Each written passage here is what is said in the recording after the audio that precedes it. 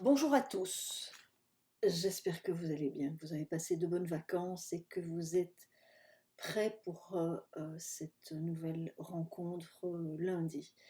Voilà, je m'y prends un petit peu tard, mais je pense que nous avons pas mal de retard à récupérer et donc cette année, nous allons plus axer sur les manques de l'année passée par rapport à notre pratique, plutôt que d'envisager des approfondissements de certains systèmes. Donc nous allons travailler ce lundi le système endocrinien, donc de manière un petit peu plus approfondie que ce que nous avons fait en théorie, puisque nous n'avons pas eu le cours de pratique l'année passée, l'année scolaire passée, bien entendu. Donc, je voulais vous proposer de suivre ce petit cours en ligne. Ça ne va pas durer très longtemps, mais au moins ça nous permettra, ou en tout cas ça vous permettra d'y voir un petit peu plus clair par rapport à ce système endocrinien. Donc tout ce que je vous rappelle ici, c'est un rappel de ce que nous avons vu l'année passée. Je parle toujours en année scolaire. Et donc, voilà, ça va vous aider à un petit peu travailler plus agréablement, plus sereinement lundi quand nous nous verrons pour la pratique. Donc voilà, le système endocrinien, ben, c'est quoi? Eh bien, le système endocrinien, c'est un système qui va réguler tout l'organisme. Donc il travaille de manière très étroite avec le système nerveux. Donc le système endocrinien dépend du système nerveux. Et ce système fonctionne grâce à des messagers chimiques qui sont sécrétés soit par des glandes, soit par des organes endocriniens. Et ces messagers chimiques, on les appelle des hormones. Alors des hormones, on en a au niveau de tous les organes, au niveau de tout le corps, mais en réflexologie, on va travailler quelques organes et quelques glandes principalement. Donc les hormones sont des substances qui sont libérées et qui agissent uniquement sur le métabolisme d'une autre cellule située à une certaine distance. Donc l'hormone, elle n'est active que pour une cellule cible. Alors cette cellule cible, je rappelle, donc c'est une cellule qui n'est sensible qu'à certaines ou qu'à une hormone, car cette cellule porte des récepteurs qui sont spécifiques à l'hormone qui circule. J'ai pris et je reprends encore le cas de l'hypophyse qui va sécréter la TSH, qui ne va agir que sur la glande de la thyroïde. Donc vous voyez, le corps est bien fait, ces hormones ne vont agir que sur une glande ou que sur un organe, donc parce qu'ils disposent des récepteurs qui sont spécifiques à cette hormone. Donc les hormones, eh bien, elles sont véhiculées par le sang. Elles peuvent agir en quelques secondes ou bien alors mettre un certain temps avant d'atteindre la cible et donc de provoquer une réaction par rapport au métabolisme. Donc, je vous rappelle que nous avons des glandes exocrines. Donc, les glandes exocrines sécrètent des hormones qui sont destinées à être expulsées de l'intérieur vers l'extérieur. Je prends pour exemple la transpiration, les larmes, le suc gastrique, les sucs intestinaux, la salive. Tout ça, ce sont des substances qui sont sécrétées par des glandes exocrines.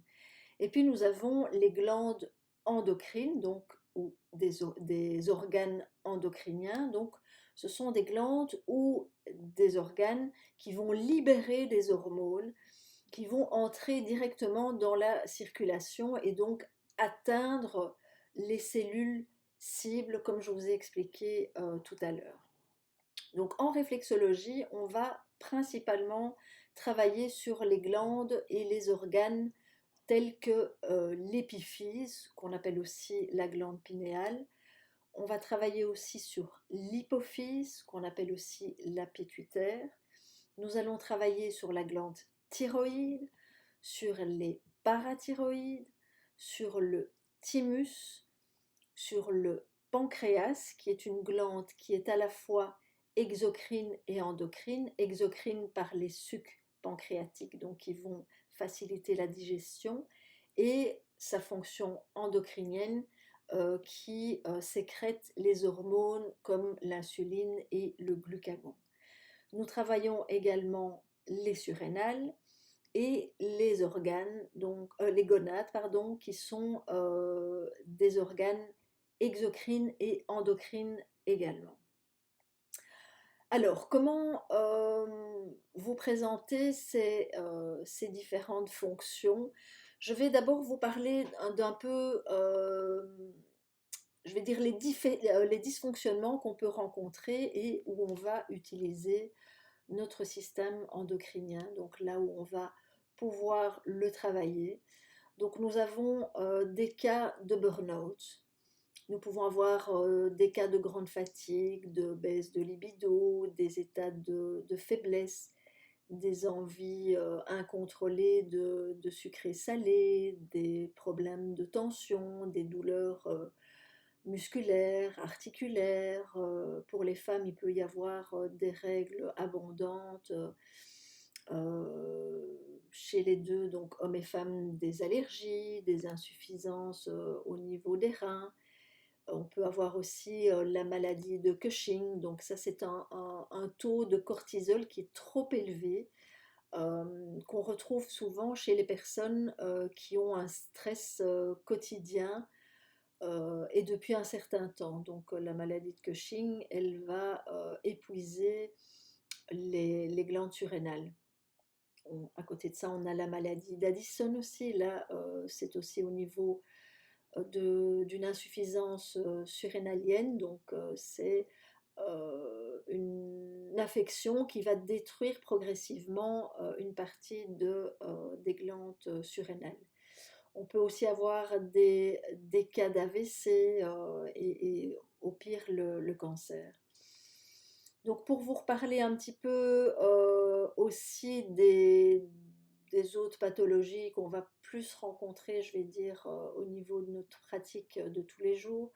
Bon, nous avons les troubles hormonaux, la stérilité, les kystes fibromes, pour les femmes, les descentes de matrice, les inconforts de la ménopause, de l'andropause aussi, parce qu'on parle souvent de la ménopause, mais il y a également l'andropause chez les hommes, des gros cas de fatigue, des sauts d'humeur, on a l'insomnie évidemment, le diabète, les problèmes de thyroïde avec l'hypothyroïdie ou l'hyperthyroïdie. Nous avons les cas de stress, les troubles du système digestif aussi, la transpiration excessive, la prise ou perte de poids, et là qui sont souvent liés à des problèmes de thyroïde et donc du système endocrinien. Donc pour vous parler un petit peu pour résumer un petit peu les glandes, je vous montrerai au cours, je vous rappellerai les positions de ces glandes et la manière dont on les travaille. Mais je vous propose de faire ici un petit résumé vraiment très bref des fonctions de chaque glande qui peut être travaillée en réflexologie. Donc nous commençons toujours par le haut, donc au niveau des orteils, vers le bas. Donc la première glande que nous allons travailler, c'est l'épiphyse. Donc l'épiphyse, un petit rappel, elle a la taille d'un grain de riz. Elle a des neurones communs avec les photorécepteurs de la rétine, donc elle est en lien avec le rythme circadien. Donc c'est une hormone qu'on va travailler de manière assez prononcée dans tous les cas de sommeil. En fait, l'épiphyse, elle est directement en relation avec le cortex, et on peut dire que c'est le grand patron, c'est le directeur général, donc c'est elle qui va transmettre au cortex et recevoir en fait la réponse du cortex avant de transmettre la réponse aux différents organes ou aux différentes glandes de notre système. Donc elle sécrète l'hormone de la dopamine plutôt en journée, elle sécrète l'hormone de la sérotonine donc plutôt le soir. Donc elle est en lien avec le développement sexuel et elle est en lien, comme je vous le disais, avec le cortex. Donc pour tous les problèmes d'insomnie, elle est intéressante à aller travailler. Notre hypophyse, que je vous montrerai, que je vous rappellerai donc au niveau de la position lors du massage, notre hypophyse, eh bien, elle est en relation avec toutes les glandes du système endocrinien. C'est elle qui va dispatcher les informations qui sont envoyées du cortex à l'épiphyse et l'hypophyse reçoit la réponse qu'elle va dispatcher vraiment à tout le système endocrinien. Donc c'est une glande qui va travailler avec l'hypophyse, avec l'épiphyse, avec la thyroïde, les parathyroïdes, avec le thymus, avec le pancréas, avec les surrénales et avec les gonades. Elle est en lien avec toutes les glandes endocrines, donc très très importante. Donc elle va stimuler la production de lait maternel, elle stimule la thyroïde, elle va stimuler les glandes des surrénales, elle stimule la production des spermatozoïdes et des ovules et elle contrôle le taux diurétique de l'organisme. Donc très très importante. Ce que je vous livre là, c'est vraiment un résumé du syllabus, mais je pense que c'est important de pouvoir l'écouter avant le massage pour un petit peu dégrossir l'appréhension de ce système endocrinien et de surtout comprendre pourquoi il est travaillé. Ensuite, nous passons à notre thyroïde. Alors la thyroïde, on l'appelle glande de la communication. Elle régule le métabolisme du calcium avec les parathyroïdes dont nous parlerons un petit peu plus bas. Donc elle participe au bon fonctionnement du système nerveux, donc tous les problèmes de saute d'humeur, je vais dire toutes les personnes un peu forte tête, caractérielles, etc., il faut aller travailler notre thyroïde. Donc elle participe au bon fonctionnement du système nerveux, elle régule le système cardiovasculaire, le système musculaire, le système génital. Elle a un rôle important dans le métabolisme de tous les organes. Elle est importante dans la croissance du squelette par rapport au calcium. Donc c'est elle qui va gérer le taux de calcium dans le sang. Donc en jouant sur j'ai pas assez, je prends dans les os, j'ai trop, je mets ce calcium dans le squelette. Donc elle est vraiment super importante. C'est également notre réserve d'iode. Elle s'occupe du métabolisme de base, donc tout ce qui est en lien avec la température, la prise ou la perte de poids, la fatigue également. Et elle s'occupe aussi du métabolisme des lipides, des protéines et des glucides. Donc, à chouchouter, c'est une glande hyper importante dans notre métabolisme. Nous avons à côté de nos thyroïdes, nos parathyroïdes, puisqu'elles sont au nombre de 4, je vous le rappelle. Donc les parathyroïdes, elles sont souvent un petit peu laissées pour compte alors qu'elles sont hyper importantes parce qu'elles sont en lien avec notamment tout le système endocrinien, mais particulièrement avec notre thyroïde, puisqu'elle s'occupe de tout ce qui est production de parathormones. Donc c'est une hormone qui va régler, stabiliser, s'occuper en fait du métabolisme du calcium, du phosphore et aussi de la vitamine D dont nous manquons cruellement. Ensuite, nous avons notre thymus. Donc notre thymus travaille à hauteur de notre œsophage, mais également sur le côté dorsal de notre pied. Donc, petit rappel, notre thymus a la plus grande importance et dans les premiers mois du fœtus. Son maximum d'activité est à l'adolescence par rapport à tout ce qui est développement des glandes sexuelles et tout le système sexuel secondaire, donc la pilosité, la poitrine, la mue, toutes ces petites choses-là. Donc importance maximum à l'adolescence. Le thymus est très très sensible au stress. Donc dans tous les cas de stress, on va aller travailler notre thymus, donc aussi bien en plantaire qu'en dorsal. Donc elle est importante aussi cette glande au niveau de la croissance osseuse et elle a je vais dire, un rôle hyper important au niveau de la production des lymphocytes T, donc par rapport à notre système lymphatique et immunitaire que nous verrons un petit peu plus tard. Et elle agit également, notre thymus agit également sur les muscles.